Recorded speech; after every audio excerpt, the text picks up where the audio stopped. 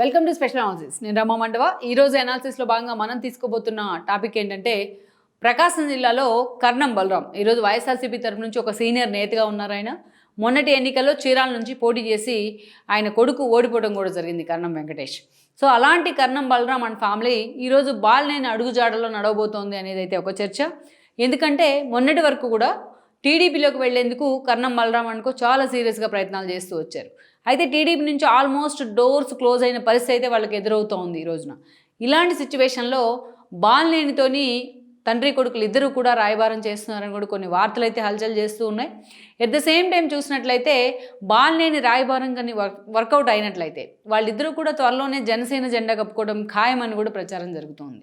ఈ వీడియో మీకు నచ్చినట్లయితే please share, like and subscribe R24 Telugu. ఈరోజు చూసినట్లయితే ఈ పరిస్థితి కారణం ఏంటి, అదేవిధంగా కర్ణం బలరాం అనుకో జనసేనలోకి వెళ్ళాలంటే వాళ్ళకి ఆ స్థాయిలో పవన్ కళ్యాణ్ వైపు నుంచి వాళ్ళకి రెడ్ కార్పెట్ ఉంటుందా లేదా అనేది కూడా జిల్లాలో ఒక హాట్ టాపిక్ అవుతున్న అంశంగా మారింది. మనం చూసుకున్నట్లయితే కర్ణం బలరాం ఒక సీనియర్ నేత, ప్రకాశం జిల్లా, ఉమ్మడి ప్రకాశం జిల్లాలో కర్ణం బలరాము తనకంటూ కూడా ఒక ఇండివిజువల్ ఇమేజ్ క్రియేట్ చేసుకున్న వ్యక్తి అంటే కూడా అతిశయోక్తి కాదు. అటు చూసినట్లయితే టీడీపీ అధినేత చంద్రబాబు నాయుడు నుంచి సైమల్టేనియస్గా కర్ణం బలరాం కెరీర్ కూడా స్టార్ట్ అయింది. కానీ అటు పాలిటిక్స్లో అన్నిటితో పాటు అదృష్టం కూడా కలిసి రావాలంటారు. బట్ ఆ అదృష్టాన్ని తన దగ్గర దాకా వచ్చినా ఎన్నోసార్లు కర్ణం బలరాం తన కాలుతో తను వేసుకున్నారు. అటు ఆయన యాజ్ ఇట్ ఈజ్గా చంద్రబాబు నాయుడుతో పాటు అలాగే ఎదుగుతూ పార్టీలో టీడీపీలో కంటిన్యూ అయ్యి ఉంటే ఈరోజు ఆయన రేంజ్ వేరే లెవెల్లో ఉండుండేది. కానీ కర్ణం బలరాం మాత్రం ఎప్పుడు తనకి టీడీపీ నుంచి ఏదో ఒక మంచి అవకాశం రాబోతుంది అనుకున్నప్పుడల్లా తన పార్టీ మారుతూ వచ్చేవాళ్ళు. ఆ పార్టీ మార్పే అనేక సార్లు ఆయన కెరీర్ డైలమాలో పడ్డానికి కూడా కారణమైంది.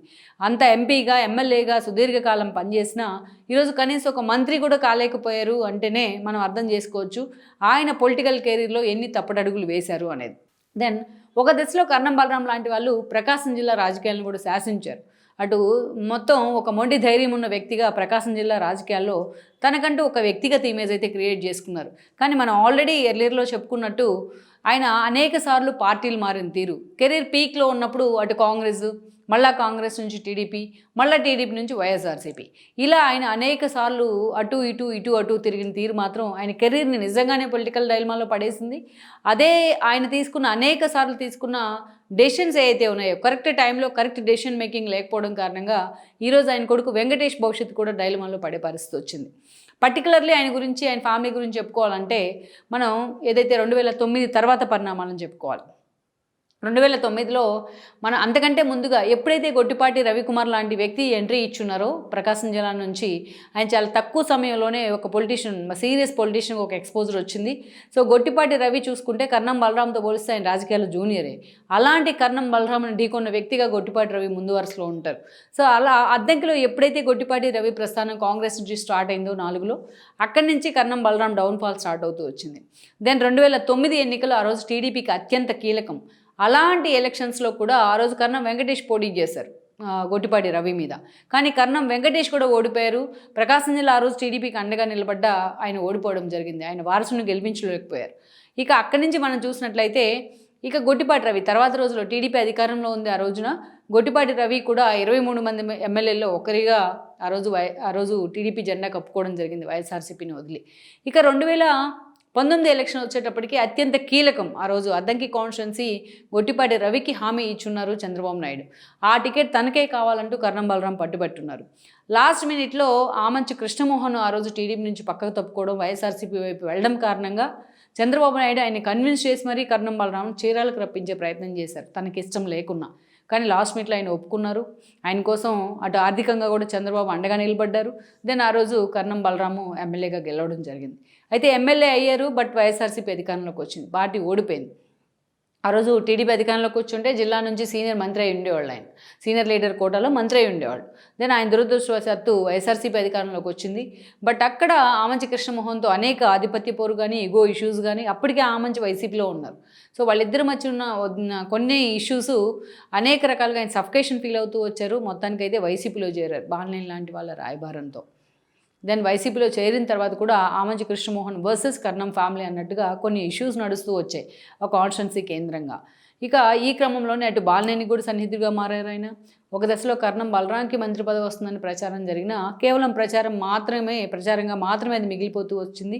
ఇక ఎన్నికల కంటే ఒక 2 ఏళ్ల ముందు నుంచి కూడా కర్ణం బలరాం ఆరోగ్య కారణాల రీత్యా కావచ్చు, మిగతా విషయాల్లో కావచ్చు, ఆయనకు కొంచెం క్వైట్ అయిపోయినారు పాలిటిక్స్లో.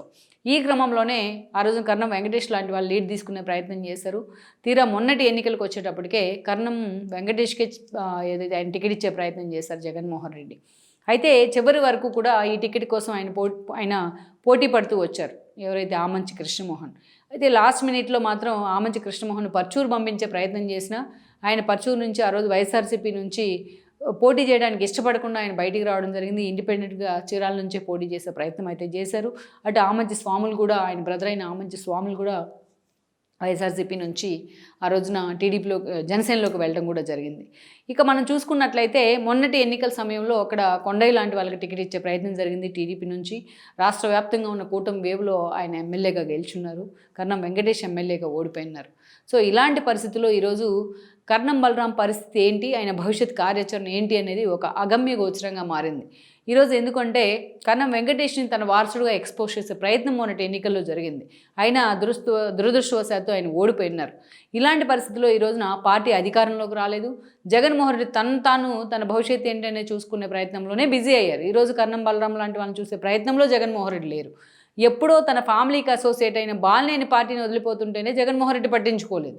సో ఈరోజు బాలినేని తనకున్న ఏదైతే వైబిలిటీస్తోని, తనకు జనసేనతో ఉన్న సాన్నిహిత్యంతో, పవన్ కళ్యాణ్తో ఉన్న క్లోజ్నెస్తోని ఆయన జనసేనలోకి వెళ్ళడం జరిగింది.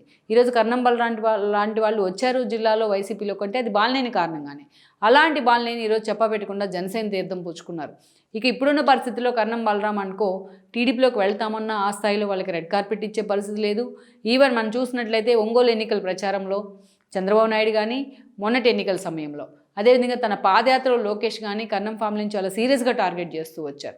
సో అలాంటి కర్ణం బలరాంని వెల్కమ్ చేస్తారు. ఇన్నిసార్లు పార్టీని మార్చిన కర్ణం బలరాంని వెల్కమ్ చేస్తారని కూడా మనం అనుకోం. ఆల్రెడీ గొట్టిపాటి రవి ఈరోజు గెలిచి మంత్రిగా కూడా ఉన్నారు. అంత రిస్క్ తీసుకుంటారు ఈ సమయంలో అని కూడా చంద్రబాబు నాయుడు మనం అనుకోం. అదే పరిస్థితి ఉంది కూడా. అలాంటి సిచ్యువేషన్లో జనసేన వైపు తన ప్రయత్నాలు చేస్తున్నారు కర్ణం బలరాం, తన కొడుకు భవిష్యత్తు కోసం అన్న చర్చ అయితే జరుగుతూ వస్తుంది. అటు బాలినేని ఆయన ఈ ప్రయత్నాలను చాలా సీరియస్గా ఎఫర్ట్ పెట్టే ప్రయత్నం చేస్తున్నారని చర్చ అయితే ఉంది. అయితే ఇది ఎంతవరకు వర్కౌట్ అవుతుంది? ఎందుకంటే పూర్తి స్థాయిలో ఈ రోజున టీడీపీతో అసోసియేషన్గా ఉంది జనసేన. మరి కర్ణం బలరాం లాంటి వాళ్ళని అంత ఈజీగా జనసేనలోకి యాక్సెప్ట్ చేస్తే స్థానికంగా ఉన్న టీడీపీ శ్రేణులు ఎంతవరకు ఆయన ఈజీగా వెల్కమ్ చేసే అవకాశం ఉంటుంది? అదేవిధంగా బుజ్జి లాంటి వాళ్ళని ఆయన ఎంతవరకు కూడా ఆయన్ని ఆ సోబర్నెస్ చూపించే అవకాశం ఉంటుంది అనేది కూడా ఒక చర్చ. మొత్తానికి కర్ణం బలరాం ప్రయత్నాలు, తన కొడుకు కోసం చేస్తున్న ప్రయత్నాలు ఎంతవరకు వర్కౌట్ అవుతాయనేది మాత్రం మనం చూడాలి. బాలినేని రాయబారం ఎంతవరకు సఫలీకృతం అవుతుందని కూడా మనం చూడాల్సి ఉంది. ఈ వీడియో మీకు నచ్చినట్లయితే please share, like and subscribe R24 Telugu.